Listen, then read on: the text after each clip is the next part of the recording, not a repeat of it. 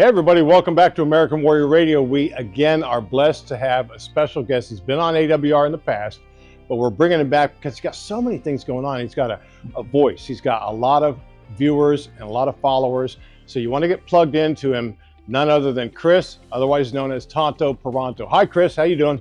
Hey guys, what's up guys? Thanks Garen, again, it's always good seeing you, buddy. Always good. Well, brother, we love having you on because, as I said, you've got so much to say, but I want the viewers right now to get a little taste of how you've been busy throughout your adult life here in your forays into writing. All right, you had The Ranger Way, correct me if I'm wrong, that was your first book? Correct. Okay, and then you had 13 Hours, and we'll talk about Patriot Creed, but I mean, you have your master's degree, you're no dummy for sure. Yeah. What prompted you to do Ranger Way, to write that? Well, actually, it was 13 Hours was successful, and when we were doing 13 Hours with Mitchell Zukov, when the team was putting that together, I gave Mitchell so much material. He said, you know what, you've given me so much material that I think I'm going to send my transcriber just took a vacation to Tahiti because they were so busy writing down all the stuff that you were telling them. And the publisher, which is Hachette or Grand Central Publishing, they're a big publishing company. They did 13 Hours, and I guess I just had so much other material. They said, well, why don't we do a book? You can do your own solo book, The Ranger Way, and it just kind of went from there. And I did have somebody help me do it because it's as you can tell, I'm like a cat chasing a light. I'm all over the place. So Michelle Moore, who's a writer, we sat down and we would just put it together, and I would write what I could, then she would put it in, she would straighten it out, and then we'd go over it like, well, that's not what I'm trying to say, this is what I'm trying to say. And it really is, unless you are a professional writer, which I'm not, it's like doing a paper at college. It's like writing your thesis, man. It's just you're putting it together, you're checking it, then you're redoing it. But so it's a we got it done. It turned out very well. Right, I understand it is a collaboration. That. Right, but you're the voice. You're the experience behind all the stories. It's my voice, yeah. No, yeah, and I am writing. I mean, believe me, I'm there. I'm writing it, and then she's doing her part, making it, just getting it all put together. I want to get in your mind for a minute, Kris. I want to get in your mind. 13 Hours. I mean, you were over there. If everybody knows the story, maybe they haven't seen the film or read the book. What was your emotion as you're going through the process? Were you angry? Were you just super keen on getting the information out there? What was your impetus to get going? Well, it's just like anything. It's a mission, and you try to keep your emotions out of it because you want to put the best product forward. You want to complete the mission and be successful at it. So it did. It was a new experience, which helped focus and not get emotional. Helped me focus. This is a new experience. I'm learning. And then let's just get the facts down. That's what I kept going through my head. And that's being an insurance adjuster. It's just the facts, just the facts, just the facts. Don't let your emotion get into it. And that's where, when we were doing 13 Hours, that was my mindset.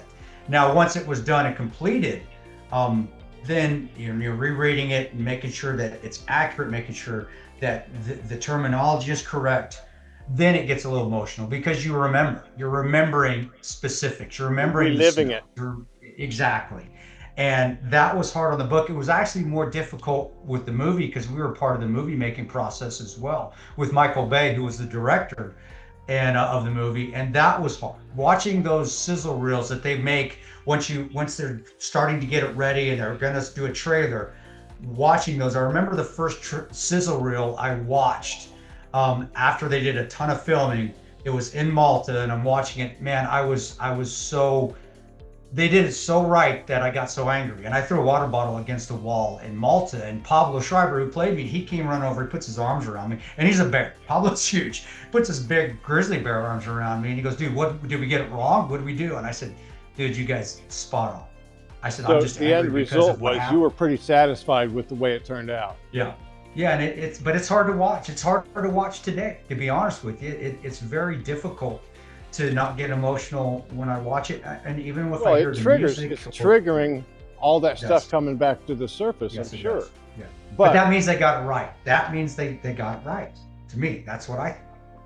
But it's almost like a public service too, because so many of us back here back in the United States, we're taking it from news sources, How about listen to one of the guys that was there, retell the story, and trust that he had enough control over the whole production process that it's pretty darn close to the way it really happened. Am I getting that right?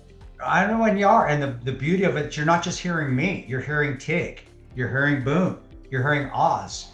And that's why it leads to the validity of it all, is because you're getting it from all of us, and all of our stories, they always match up. And the reason they always match up is because it's the truth. You're not getting a spin. You're not getting the bureaucracy of it. You're not getting an ideology of it. You're just getting, this is what happened. And then you can talk to us, and we all have different feelings, but the beans and bullets, just the facts, the black and white, you're getting the story from all of us. And it's almost like a documentary. It's basically is. It is. And then you throw Michael Bay into it with the explosions, and hey, you got yourself a good project. And we survived that cancel culture time. And surviving that, I know that this movie, and being a Michael Bay movie, they're always in syndication. This movie's going to run forever. And that's awesome, because Tyrone, Glenn, Kris, and Sean will never be forgotten. They're immortalized in history because of, and we'll like it or not, because of this movie and the book. And to me, that's incredible. That's very satisfying. No kidding. No kidding. People, you got to see the movie if you haven't, and read the book. Read the book, then see the movie, and see which one is closer if they both align. All right, let's talk about The Ranger Way, because you got a subtext under that title too. Correct. That's just an experiences, many failures, growing up and then getting into the military, and having to leave the military early because I made a mistake. I'll let you read the book to figure that one out, guys. But then also finding my way to get back into the military, and basically having to redo everything again, having to redo basic and airborne and Ranger and Doc, which is now RASP. Now it's the Option 40, which it used to be called Ranger and Doc Program, RIP. And then going in, and then my time as a contractor. And it really is. It's faith-based. Granted, there are some. I love Jesus, but I cuss sometimes, guys. So there's some cuss words in it. He's in charge. But it really is a book about failing and then picking yourself up and succeeding, and just failing again, picking yourself up, and not being a failure. We all fail from times, but what do? You learn to pick yourself up and try again. And that's really what The Ranger Way is about. It really is a complete book about, hey, you can screw up from time to time again, but as long as you don't quit, you're going to be successful. And that's Ranger Way in a nutshell. And people, if you want to learn more, I got another couple questions, but if you want to learn more, Kris, what's your website that somebody can go to that's watching AWR and grab onto some of this stuff? Yeah, it's KrisTanoParonto.com. You just look in the merchandise section, get there. If you want it signed, you just put a note in there, I'll sign it. Me and my wife, we just do it right here at the house, sign them, pack them up, and get them from the house, guys. So you're not getting stamped signatures or nothing. I'm gonna just sit there and sign it. We'll sign it however you want us to sign it. And I've signed some weird things, but whatever you want in there, we'll put in there. Yeah, but that's how you, KrisTanoParonto.com. And people, our producer, John Lopez, is going to make sure that website appears at the bottom of the screen. So just write it down, go to it. Okay, we can't stop off this subject until we talk about Patriot Creed, though. Give us a little primer on that. That was, the Ranger Way was successful, and so was 13 Hours. So Hachette asked me to do a third book. And, you and I talking off screen, I don't like talking and pimping myself. So I really said, well, let's do a book about guys that I've worked with or I know that I think have amazing stories, more amazing than the story I have. And that's all that book is. It's of other operators and other military personnel that have gone through their own hardships and have come out on the other side. I mean, I have Scotty Guerin in there, who was a PJ who burned in on a halo jump. His chute didn't open.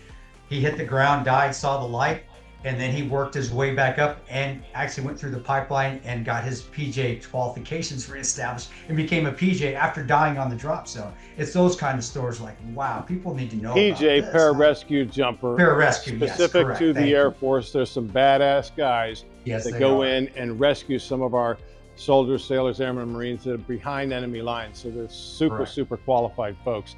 And you've had that interaction. That's pretty cool. And he's a great guy, love him. And then our friend Israel Matos is in there, who's saved some of his platoon's guy's life by taking the brunt of a donkey bomb in Afghanistan. that blew off his, dang near blew off his leg. He's been going through a lot of rehab, and you guys know Izzy and what he did to sacrifice himself, and then his own trials and tribulations going through recovery to be able to walk again, which he's got both appendages and he walks fine, and he's still probably the best pistol shooter I've ever seen. It's my hands Wow. down. So you stories like that. It's those overcoming adversity and other guys, not me. And there's little tidbits of things in there from Afghanistan or Benghazi or Iraq of things I went through that maybe I didn't talk about in the Ranger area or 13 hours. But it is primarily for other military personnel, other veterans, service members that have their own stories that you Well, I'm may not glad you know and you brought can up have a chance to tell them. veterans, Kris, because we're going to do one more segment with you because we know how busy you are.